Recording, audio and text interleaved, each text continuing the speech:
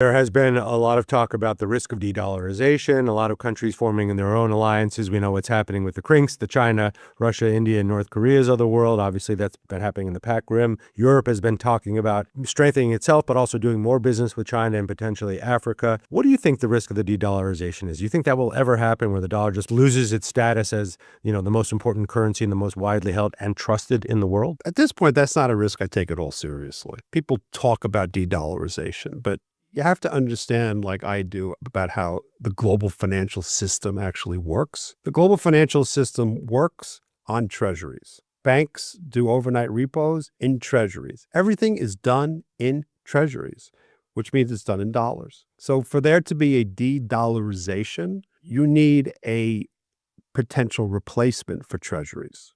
Right now, that doesn't mean that eventually there might not be some sort of replacement.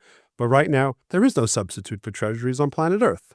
It's certainly not crypto. It's not Chinese bonds. It's not EU bonds.